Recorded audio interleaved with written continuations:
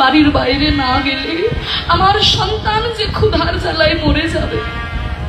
তখন পদ্মাবতী মা আমার ওই একজন ব্রাহ্মণ জমিদার, সেই ব্রাহ্মণ জমিদারের ঘরে গিয়ে বলল, ঠাকুর মশাই, আপনার তো অনেক ধন সম্পত্তি, আপনাদের অনেক বড় বাড়ি ঘর, আপনাদের ঘরের দাসীর দরকার নেই, আমি আপনাদের ঘরের দাসী হব, আমাকে আপনাদের ঘরের দাসী রাখবে?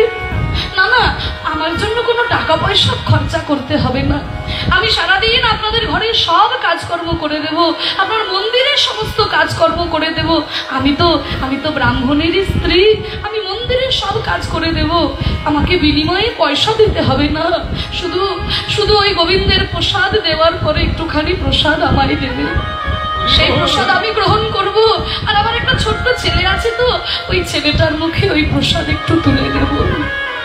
তাই ব্রাহ্মণের ঘরে দাসী বৃত্তি করতে শুরু করলো পদ্মা দেবী। ব্রাহ্মণের দ্বারে দ্বারে দাসী বৃত্তি করে, ব্রাহ্মণের দ্বারে দ্বারে দাসী বৃত্তি করে, ব্রাহ্মণের সুখেন হালদার মহাশয় এই কীর্তনের উদ্দেশ্যে হরিনামের জন্য 200 টাকা দান করেছেন। নিতাই গৌর হরি গৌর হরি হরি গৌর হরি গৌর। সেই অন্ন দিয়ে মাধবের উদর পূর্তি করে, সেই অন্ন দিয়ে মাধবের উদর পূর্ণ করে। প্রতিদিন ওই একই কর্ম, দাসী বৃত্তি করে, সারাদিন সব কাজকর্ম করে দেয়, সারাদিন পরে যেটুকু প্রসাদ গোবিন্দের দেয় সেই প্রসাদ নিজে গ্রহণ করে আর ঘরে গিয়ে তার ছোট্ট মাধবের বদনে তুলে দেয়। হরি বল। মাগো, ভক্তবৎসল আমার প্রভু, আমার গোবিন্দ, কিন্তু ভগবান, ওই একটা কথা আছে না, ভগবান নিজ মুখে বলেছেন, যে করে আমার আশ আমি করি তার সর্বনাশ, তবুও যদি না ছাড়ে আশ আমি তবে হই তার দাসের অনুদাস। ভিক্ষা করে জীবন যাপন করে, মানে ওই দাসী বৃত্তি করে, কিন্তু একদিন কি হলো জানো মা, ওই ব্রাহ্মণ ঠাকুর মশাই বললো যে, শোনো পদ্মাবতী, আজকে তো গোবিন্দের ভোগ লাগানো হবে না, আজকে আমরা সমস্ত পরিবার বর্গ মিলে একটু বাইরে যাচ্ছি বিশেষ কাজে, আজকে তো সেবা দিতে পারবো না, আজকে গোবিন্দকে জল তুলসী দেখেই আমরা বেরিয়ে যাব, আজকে কোনো সেবা হবে না, তুমি চলে যাও পদ্মা, আজ আর তোমার মন্দিরে কোনো কাজ নাই। পদ্মাবতী মনে মনে চিন্তা করলো, হে গোবিন্দ, আমি সারাদিন সমস্ত কাজকর্ম করে দিই ওই জমিদারের ঘরে, সকাল থেকে সন্ধ্যা পর্যন্ত সব সারাক্ষণ আমি খাটতে থাকি, বিনিময়ে আমি কোনো টাকা পয়সা নিই না, শুধুমাত্র একটুখানি প্রসাদ আমাকে তুলে দেয়, অন্ন প্রসাদ, সেইটা নিয়ে গিয়ে আমার মাধব ছোট্ট মাধব ঘরে বসে থাকে, আমার মুখের দিকে তাকিয়ে থাকে, কতক্ষণে আমার মা একটু অন্ন নিয়ে আসবে আর এই অন্ন আমার বদনে তুলে দেবে। আজকে আমাকে একটু অন্নও দিয়ে গেল না ওই জমিদার। আমি যখন ঘরে যাব, আমার মাধব আমার দিকে তাকিয়ে যখন বলবে, মা গো, সারাদিন আমি তোমার অপেক্ষায় বসে থাকি, মা তুমি একটু অন্ন আমার মুখে তুলে দেবে। আজকে যখন আমি ওর চোখের দিকে তাকাবো, আমার মুখের দিকে তাকিয়ে চাইবে, মা আমাকে খেতে দাও, আমার ক্ষুধা পেয়েছে, তখন আমি তাকে কি বলবো, আমি কি উত্তর দেব? তবুও কাঁদতে কাঁদতে যখন ঘরে ফিরে গেলে, মাধব ওই একই কথা বলতে শুরু করলো, মা আমার বড় খিদে পেয়েছে, মা আমাকে তুমি খেতে দাও। তখন পদ্মাবতী বলল, মাধব, তোকে খেতে দেওয়ার মতো আমার কাছে কিছু নাই রে বাবা, আমার কাছে অন্ন আমি জোগাড় করতে পারি নাই বাবা, তাহলে কি আমি খাবো না, আমি কি খেতে পাবো না? তুই আমার কাছে মনে হয় খেতে পাবি না বাবা, তবে একটা কথা আমি তোকে বলছি, তুই ছুটে যা ওই পুরী ধামে, ওই জগন্নাথ ধামে, পুরী ধামে স্বয়ং মা লক্ষ্মী সেখানে বিরাজ করে, কোনো ভক্ত সেখানে অভুক্ত থাকে না রে, মা লক্ষ্মীর কৃপায় কোনো ভক্ত পুরী ধামে অভুক্ত থাকে না, তুই পুরী ধামে ছুটে যা, তুই জগন্নাথের কাছে ছুটে যা। মা, আমি পুরী ধামে গেলে আমি ভগবানের দেখা পাবো, আমি জগন্নাথের দেখা পাবো। ওরে মাধব, ডাকার মতো করে যদি জগন্নাথকে ডাকতে পারিস মাধব, তাহলে তুই নিশ্চয়ই তার দেখা পাবি। যা যা মাধব, তুই ওই পুরী ধামে ছুটে যা। মায়ের চরণে প্রণাম করে মাধব বেরিয়ে পড়লো পুরী ধামের উদ্দেশ্যে। পদ্মাবতী মনে মনে চিন্তা করলো, আমার ভক্ত যেন জগন্নাথের চরণে আমার মাধব ঠাঁই পেতে পারে। মাধব ছুটতে ছুটতে যাচ্ছে সেই জগন্নাথ ধামের অনাহারে অনিদ্রায়, পেটে খাবার নাই ছোট্ট মাধব, ছোট্ট ছেলে, আর ওই ক্ষুধার্ত অবস্থায় ছুটে ছুটে যাচ্ছে ওই জগন্নাথের কাছে, আর গাইছে, ওহে রাধা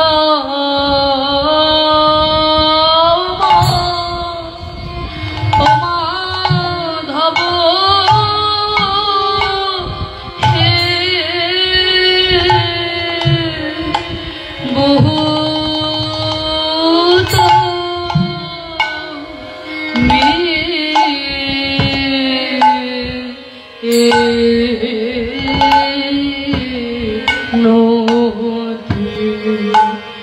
বহুত মিনতি করু তো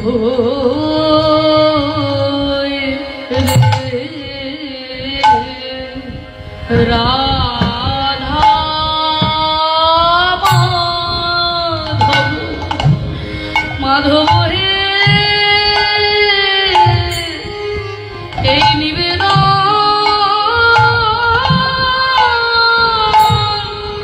তব পাই হে রাধা মাধব, মাধব হে এই নিবেদন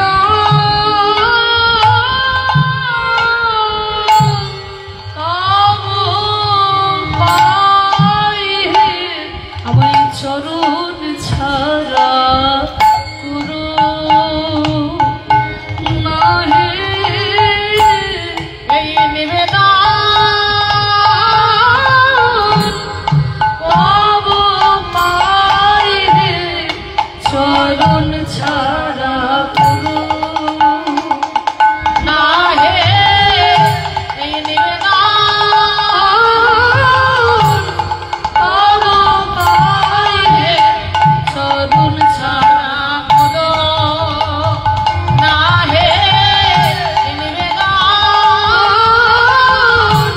তব পাই হে, চরণ ছাড়া করো না হে নিবেদন, তব পাই হে, চরণ ছাড়া করো না হে নিবেদন, তব পাই হে, চরণ ছাড়া করো না হে নিবেদন, চরণ ছাড়া করো না হে নিবেদন, তব পাই হে রাধা মাধব,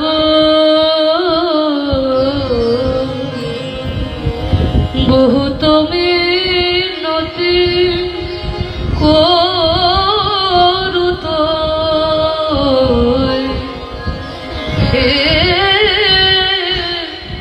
মাধব, ঢে তুলসী কে দিল আমার দেহ মন সমর বলো দয়া জন ছোর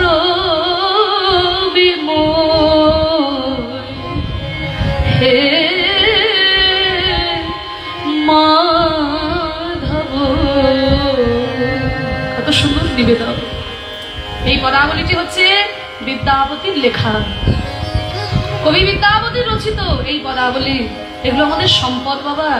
কৃষ্ণ পদাবলীর এক একটা এক একটা রত্ন। আমাদের বাংলায় সোনার খনি নাই, আমাদের বাংলায় হীরের খনি নাই, কিন্তু পদাবলীর যে সম্ভার রয়েছে আমরা উপলব্ধি করতে পারলে আমাদের জীবন ধন্য হয়ে যায়।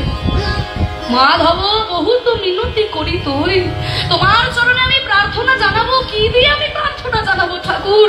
তোমাকে দেওয়ার মতো আমার কিছু নাই, কিন্তু এই তিল আর তুলসী এই দিয়ে আমার এই দেহ মন প্রাণ আমি তোমার চরণে সমর্পণ করে দিলাম।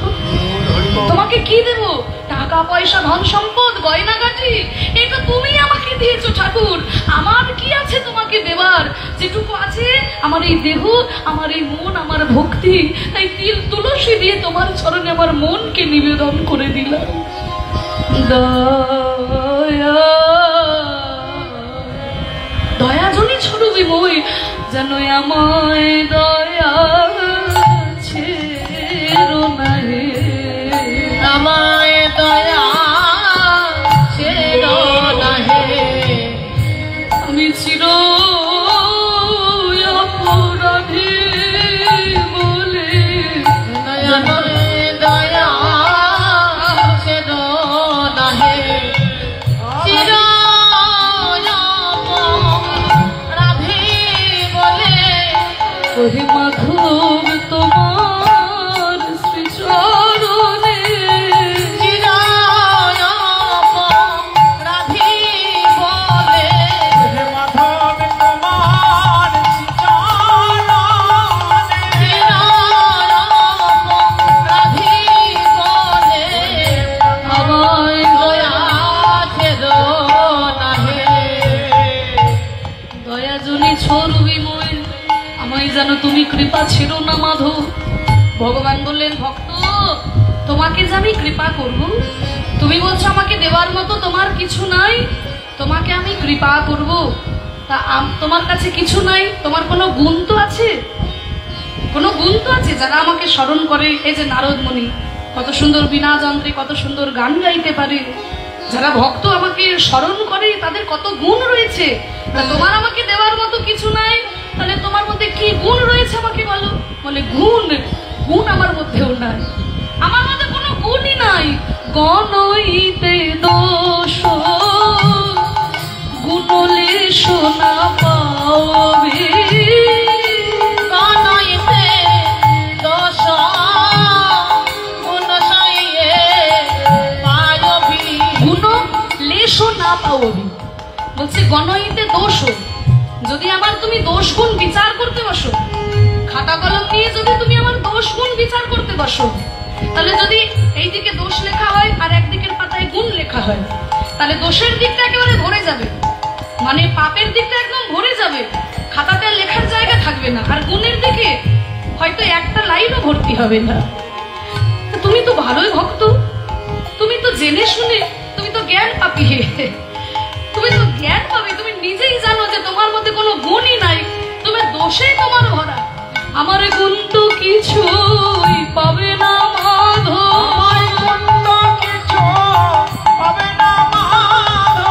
তুমি যখন বিচার করে দেখবে গুণ তো কিছুই পাবে না মাধব, যখন বিচার করে দেখবে শুধু রাশি রাশি দোষ পাবে, বিচার করে দেখবে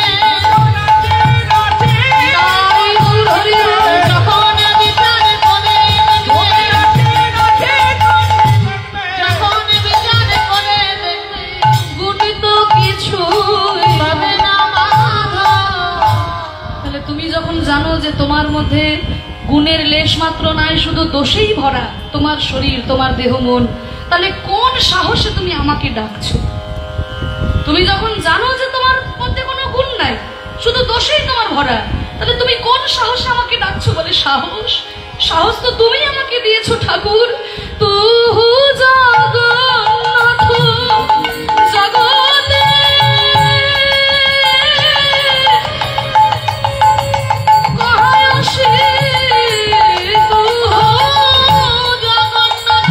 আমি সেই ভরসায় তোমায় ডাকি, জগতে কহায় আসে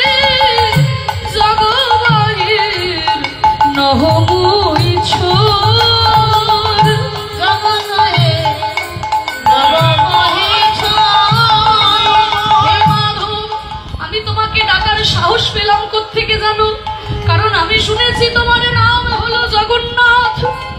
জগন্নাথ মানে তুমি জগতের নাথ, মানে তুমি শুধু ভালো মানুষের নাথ তা তো নয় প্রভু।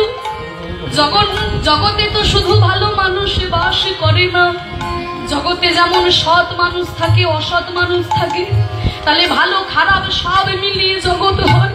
তুমি তো বলনি যে তুমি শুধু ভালো মানুষের নাথ, তুমি পাপীদের নাথ নয় তা তো বলনি ঠাকুর। তাই তো আমি সাহস পেয়েছি, সেই ভরসায় তোমায় ডাকি, সেই ভরসায় তোমায় ডাকি। মাধব তুমি হলে জগতের নাথ, সেই ভরসায় তোমায় ডাকি। তুমি তো হলে জগতের নাথ। আরে আমার মতো পতিতে আর পাবে না। তুমি হলে জগন্নাথ, আমার মতো পতিতার পাবে না। তুমি হলে জয় হরি বল। পাবে না। তুমি হলে জগন্নাথ, আমার মতো পতিতার পাবে না। আমি সেই ভরসায় তোমায় ডাকি। জগবাহের নহব ইচ্ছর, জগমহি নব ভগবান বললেন বা তোমরা কলিযুগের মানুষ তো, যখন আমাকে ভক্তি দিয়ে বাঁধতে পারো না তখন যুক্তি দিয়ে বেঁধে দাও। যখন দেখো ভক্তি দিয়ে পাচ্ছ না তখন যুক্তি দিয়ে বেঁধে দাও। ঠিকই বলেছ, আমি তো জগতের নাথ, জগন্নাথ আমার নাম। ভালো মানুষের যেমন নাথ, পাপীদেরও আমিই নাথ। তোমার মধ্যে কোনো দোষ গুণ নাই, দোষেই ভর্তি, কিন্তু তবুও আমার নাম যেহেতু জগন্নাথ, আমি তোমাকে কৃপা করতে বাধ্য। মানুষ হয়ে জন্ম নিয়েছো, তাই তুমি এত যুক্তি দেখাতে পারছো। মানুষ মানুষ তো সব থেকে বুদ্ধিমান জীব, তাই না? ম্যান মানে মানুষ তো সব থেকে বুদ্ধিমান জীব, তাহলে man is a rational animal. মানুষের মতো যুক্তি তো আর কেউ দেখাতে পারে না। মানুষের মধ্যে বুদ্ধি রয়েছে, তুমি মানুষ হয়ে জন্ম নিয়েছো বলে এত যুক্তি দেখাতে পারছো। মানুষ না হয়ে যদি অন্য কোনো পশু পাখি হয়ে জন্ম নিতে, তাহলে তো এত যুক্তি দিয়ে কথা বলতে পারতে না। বলে হ্যাঁ প্রভু, আমি তো জানি ভাগ্যক্রমে বহু জন্মের ভাগ্যর ফলে আমি মানুষ হয়ে জন্ম নিয়েছি, কিন্তু আগামী দিনে আমি কি হয়ে জন্ম নেব আমি তো জানি না। আমি হয়তো পশু হয়েও জন্ম নিতে পারি, কীট পতঙ্গ হয়েও জন্ম নিতে পারি, পাখি হয়েও জন্ম নিতে পারি। তাই সেই জন্মে আমি তোমার কাছে তো প্রার্থনা জানাতে পারবো না, তা সেই জন্মের প্রার্থনাও আমি আজই তোমার কাছে জানিয়ে গেলাম। কি মানুষ পশু পাখি কি জন্মে, মানুষ পশু পাখি কুলে জন্মিয়ে, অথবা কীট পতঙ্গ, অথবা কীট পতঙ্গ, আমার কর্ম বিপাকে গতাগতে পুনঃ পুনঃ কর্ম বিপাকে পুনঃ পুনঃ গতাগতি, পুতির তুয়া পর সঙ্গ। আহারে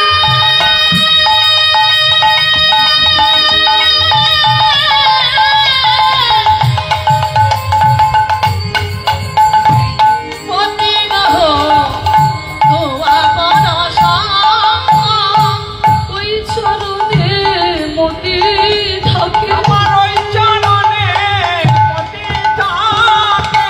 আমি যেমন ভাবে হে মাধব, আজকে আমি মানুষ হয়ে জন্মগ্রহণ করেছি, আমার কথা বলার মতো বদন রয়েছে, তীর্থে যাওয়ার মতো চরণ রয়েছে, তোমার সেবা করার জন্য আমার দুটো হাত রয়েছে, কিন্তু এই পরের জন্মে যদি আমি কোনো পাখি কুলে জন্ম, নইলে কোনো পশু কুলে জন্ম নিই, নইলে জলজ প্রাণী হয়ে যেই কুলে আমি জন্ম নিই না কেন, সেই জন্মেও আমি যেন তোমার সেবা করে যেতে পারি। 84 লক্ষ জনি ভ্রমণ করে আমি এমন মানব জন্ম পেয়েছি। কতবার গাছ রূপে বৃক্ষরূপে জন্মগ্রহণ করেছি লক্ষ্মণ। আমি মুক্তি পেয়েছি কবে জানো? যখন তুলসী বৃক্ষরূপে আমার জন্ম হয়েছে। এই মানব জন্মের পরে যদি আমার কখনো বৃক্ষকুলে জন্ম হয়, তবে জানো তুলসী বৃক্ষরূপে আমি জন্ম নিতে পারি। ওই আমার পত্র দিয়ে তোমার চরণে পাবে, আমারে আমার ডাল দিয়ে বৈষ্ণবের গলায় মালা তৈরি হবে, আমি সেবা করতে পারবো। আর যদি কীট পতঙ্গ হয়ে জন্মগ্রহণ করি ঠাকুর, তাহলে যেন বজ্র কীট হয়ে শালগ্রাহ শিলায় আমার জন্ম হয়। তাহলে প্রভু নারায়ণের চরণে আমি সেবা করতে পারব। আর যদি আমার জলজ প্রাণী রূপে জন্ম হয়, আমায় তুমি জানো ওই মাছ করো না, কীট পতঙ্গ জলের যে হয় সেগুলো করো না, যেন শঙ্খ কুলে আমার জন্ম হয়। শঙ্খ হয়ে আমি তোমার সেবায় বাজবো, তোমার পুজোয় বাজবো। আমার এই দেহটা তোমার সেবায় লাগবে। আরে যদি ওই পক্ষী কুলে আমাকে জন্ম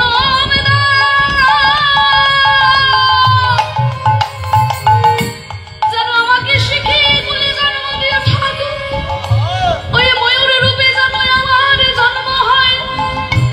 আমার পালকি দিয়ে তোমার মাথায় সেবা বাড়াবে, শোভা বাড়াবে।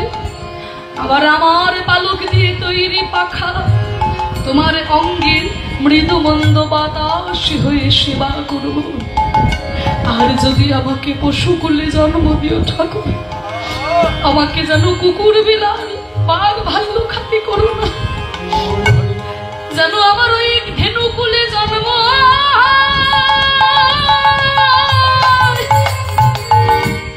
ধেনুকুলে যদি আমার জন্ম হয়, তাহলে আমার দুগ্ধ দিয়ে তোমার সেবা।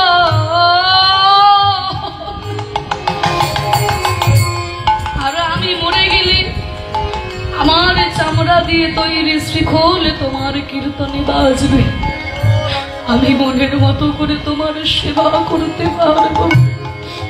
তাই আমি যত জন্মের প্রার্থনা আমি এই জন্মে বসে বসে জানিয়ে গেলাম ঠাকুর। কি মানুষ পশু পাখি কি জন্মে, মানুষ পশু পাখি কুলে জন্মিয়ে, অথবা কীট পতঙ্গ, অথবা কীট পতঙ্গ। এই কর্মফল যতদিন আমার শেষ না হবে, বারবার আমাকে পৃথিবীতে আসতে হবে। আমার কর্ম বিপাকে পদাগতে পুনঃ পুনঃ, কর্ম বিপাকে পদাগতে পুনঃ পুনঃ, মতির তুয়া পর সঙ্গ।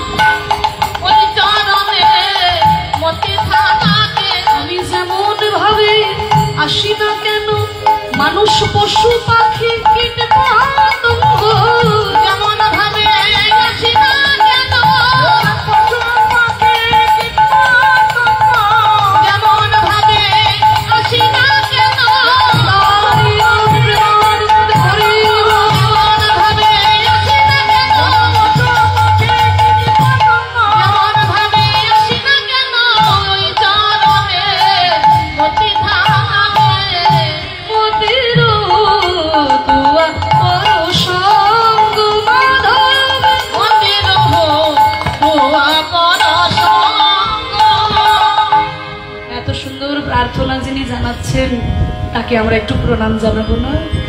ঘনই পিতাপতি অতিশয় কাতর, ঘনই পিতাপতি অতিশয় কাতর, ঘনই পিতাপতি অতিশয় কাতর, ঘনই পিতাপতি অতিশয় কাতর, হরইতেই হো ভব সিন্ধু, তরইতেই ভব সিন্ধু, তুয়া পদ পল্লব করুয়া অবলম্বন, পদ পল্লব করুয়া অবলম্বন, পদ পল্লব করুয়া অবলম্বন, পদ পল্লব করুয়া অবলম্বন, দিলয়াধ দেহ দিন বন্ধু, দিলয়াত দেহ দিন বন্ধু, দান করো হে, দান করো হে, দান করো হে, দান করো হে, ওই এক বিন্দু করুণা দান করো হে, এক বিন্দু করুণা দান করো হে, এক বিন্দু করুণা দান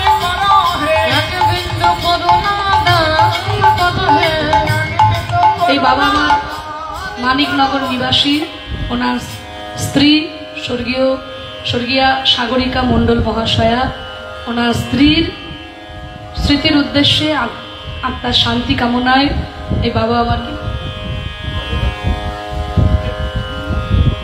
আচ্ছা রেবতী মণ্ডল মহাশয়, উনি এই কীর্তনের জন্য 500 টাকা দান করেছেন। নিতাই গৌর হরিবোল হরিবোল। ভগবানের শ্রী চরণে প্রার্থনা জানাই যেন ওনার স্ত্রীর পবিত্র আত্মা ভগবানের শ্রী চরণে সেবা সুখে ডুবে থাকতে পারে। এক বিন্দু করুণা দান করো হে, বিন্দু করুণা দান করো হে, না ফুরাবে না হে, রবে না হে, ফুরাবে না হে, ফুরাবে না হে, আমায় এক বিন্দু দানে সিন্ধু ফুরাবে না হে, এক বিন্দু দানে সিন্ধু, হে কৃষ্ণ করুণা সিন্ধু, এক বিন্দু দানে সিন্ধু, এক বিন্দু দানে সিন্ধু, এক বিন্দু দানে সিন্ধু, কৃষ্ণ করুণাচিত, এক বিন্দু দানে সিন্ধু, ফুরাবে না হে। দিলয়াধ দেহ দিন বন্ধু, দিলয়াধ দেহ দিন বন্ধু, দিন বন্ধু, দিন বন্ধু, দিলয়াধ দেহ দিন বন্ধু, দিলয়াধ দেহ দিন বন্ধু, দিন বন্ধু, দিন বন্ধু, দিলয়াধ দেহ দিন